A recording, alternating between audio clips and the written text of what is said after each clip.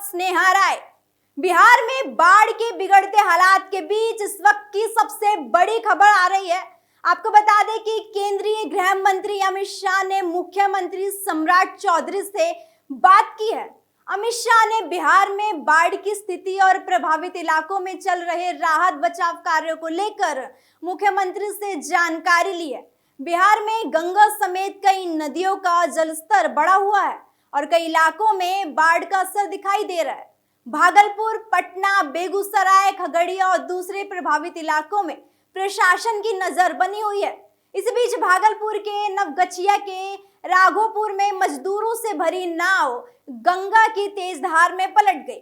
नाव पर 18 मजदूर सवार थे, जिनमें 12 सुरक्षित बाहर निकल आए, जबकि 6 मजदूरों के लापता होने की आशंका है।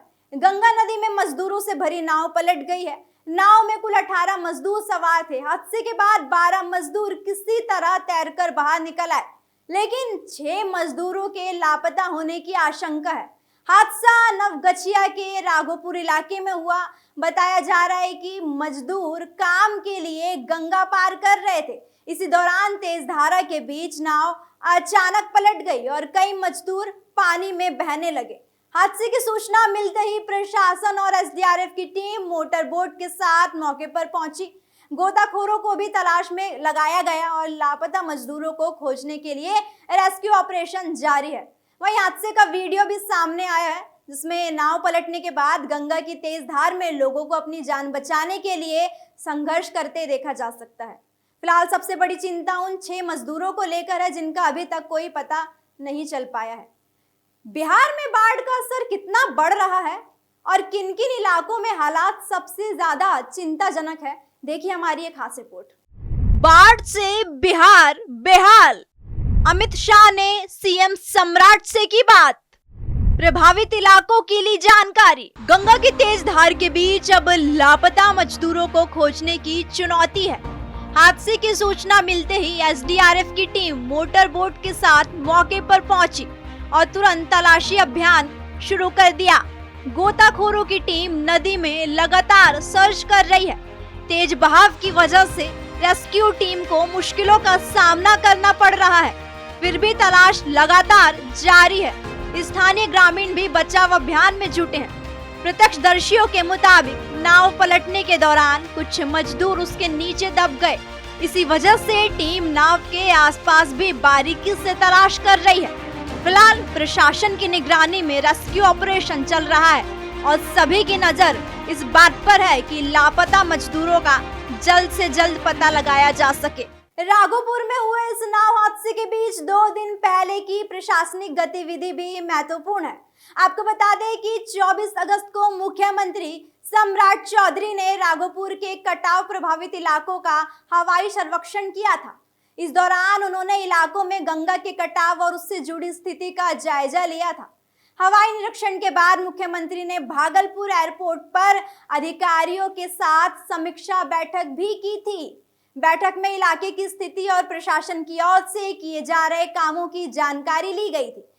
इसके ठीक 2 दिन बाद ये हादसा हो गया। घटना के बाद प्रशासन और एसडीआरएफ की टीम मौके पर पहुंची और लापता मजदूरों की तलाश शुरू हो गई है। गोताखोर भी लगातार नदी में सर्च ऑपरेशन चला रहे हैं। अब प्रशासन के सामने सबसे बड़ी चुनौती लापता मजदूरों को जल्द से जल्द तलाशना है। फिलहाल रेस्क्यू ऑपरेशन जारी है और सभी की नजर एसडीआरएफ की कार्रवाई पर बनी हुई है। बिहार में बाढ़ की स्थिति लगातार गंभीर बनी हुई है। गंगा, कोसी, गंडक और दूसरी नदियों का जलस्तर कई इलाकों में खतरे के निशान से ऊपर है। भागलपुर, पटना, खगड़िया, कटिहार, सुपौल, वैशाली और सिवान में प्रशासन की नजर हालात पर बनी हुई है। आपको बता दें कि भागलपुर और बेगूसराय में बढ़ते पानी के बीच तटबंधों पर भी दबाव की खबरें सामने आई है। वहीं पटना के कई निचले इलाकों में गंगा का पानी बढ़ने से लोगों की मुश्किलें बढ़ी हैं।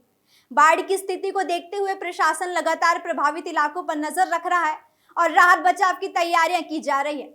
ऐसे में आने वाले घंटों में नदियों का जलस्तर किस तरफ जाता है, इस पर सबकी नजर बनी हुई है। हादसे के बाद अब स्थानीय लोगों में भी चिंता का माहौल है। जिस रास्ते से रोजाना मजदूर और ग्रामीण नदी पार करते हैं, उसी रास्ते पर हुआ ये हादसा कई सवाल खड़े कर रहा है। फिलहाल घटना के बाद प्रशासन की पूरी नजर इलाके की स्थिति पर बनी हुई है। बिहार में बाढ़ की स्थिति लगातार बनी हुई है और कई जिलों में नदियों का जलस्तर लगातार बढ़ा हुआ है। भागलपुर के अलावा खगड़िया, कटिहार, पटना, सुपौल और वैशाली समेत कई इलाकों में प्रशासन हालात पर नजर बनाए हुए है। ऐसे में राघोपुर का नाव हादसा बाढ़ के बीच बड़ी चुनौती को दिखाता है।